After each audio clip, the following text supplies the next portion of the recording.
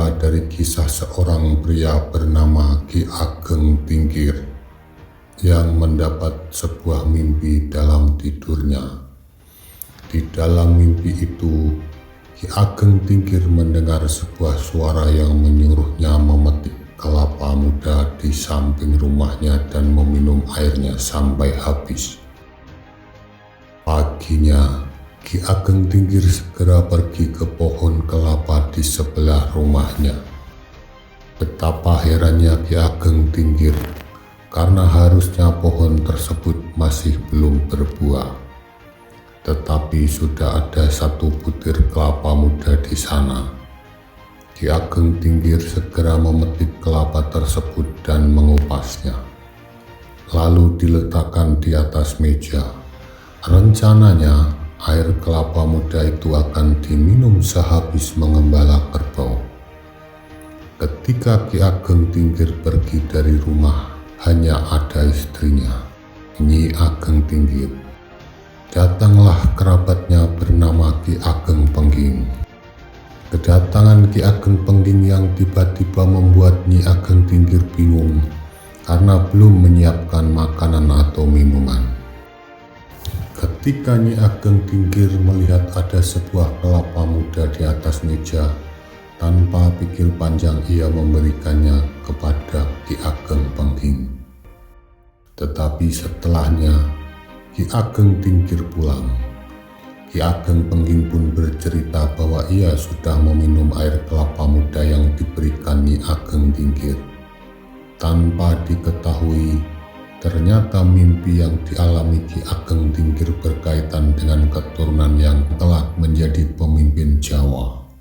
Beberapa bulan setelahnya, istri Ki Ageng Pengging yang sedang hamil besar ingin melihat wayang beber.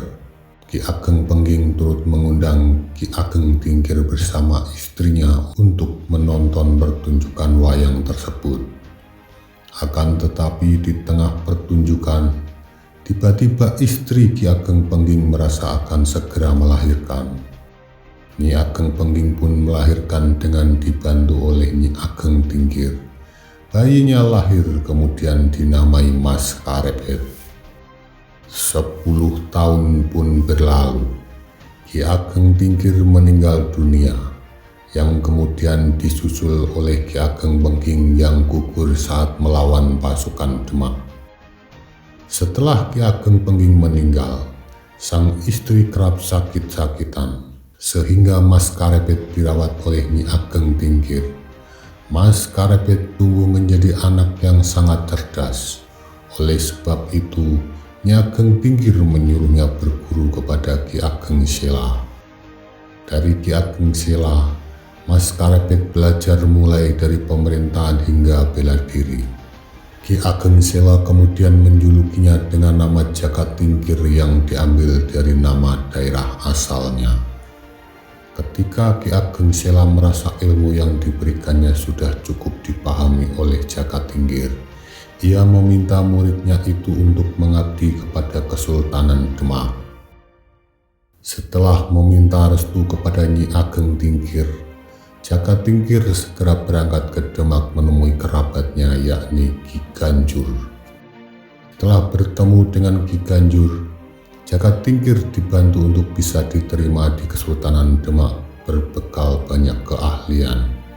Jagat Tingkir pun langsung diterima dan diberi jabatan sebagai Panglima Prajurit Tamtama oleh Sultan Trenggana. Salah satu tugas Jagat Tingkir saat itu adalah memilih prajurit Tamtama melalui proses seleksi. Suatu hari, datang seorang calon prajurit bernama Dadung Awuk. Akan tetapi ia tidak ingin diseleksi dan justru menantang Jagat Tingkir. Awalnya, Jagat Tingkir tidak menghiraukan keinginan Dadung Awuk. Tetapi karena terus-terusan ditantang, kesabarannya pun habis dan terjadi pertarungan. Pertarungan tersebut membuat Dadung Awuk tewas. Sultan Trenggana yang mendengar kabar itu langsung memecat Jagat Tingkir. Usai diberhentikan Sultan Trenggana, Jagat Tingkir mengembara ke hutan di Pegunungan Kendeng dan bertemu seorang kakek bernama Ki Ageng Ngerang. Konon, Ki Ageng Ngerang masih memiliki hubungan saudara dengan ayah Jaka Tingkir, yaitu Ki Ageng Pengging. Jaka Tingkir langsung dibawa oleh Ki Ageng Ngerang untuk berguru kepada salah seorang kerabatnya, Ki Buyut Banyu Biru. Beberapa bulan terlewati, Jaka Tingkir yang sudah jauh lebih matang diminta oleh Banyu Biru pergi kembali ke Demak untuk menunjukkan keahliannya pada Sultan Trenggana. Sebelum berangkat, Buyut Banyu Biru memberikan Jaka Tingkir segenggam tanah Siti Sangar untuk nantinya dimasukkan ke dalam mulut Kerbau Danu di Istana Prawoto. Konon, ketika si kerbau mengamuk, hanya Jaka Tingkir yang akan mampu menghentikannya. Sesampainya di Demak, Jaka Tingkir melaksanakan pesan yang diberikan oleh Banyu Biru. Kerbau Danu pun mengamuk dan menghancurkan Istana Prawoto. Semua prajurit bahkan Sultan Trenggana sekalipun tidak bisa menghentikan amukan tersebut. Kerbau Danu terus mengamuk sampai beberapa hari. Di tengah amukannya, Sultan Trenggana melihat Jaka Tingkir berjalan dengan sangat tenang di dekat kerbau tersebut. Sultan Trenggana segera memanggil Jaka Tingkir dan memintanya untuk menghentikan amukan Kerbau Danu. Apabila berhasil, Jaka Tingkir dijanjikan kembali menjabat sebagai Panglima Prajurit Tamtama di Kesultanan Demak.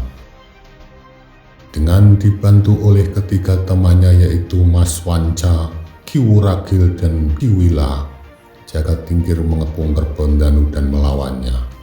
Jaka Tingkir berhasil memukul ke leher kerbau itu dan tanah Siti Sangar keluar dari mulutnya. Kerbau Danu seketika tenang dan Jaka Tingkir kembali mendapatkan jabatannya di Kesultanan Demak.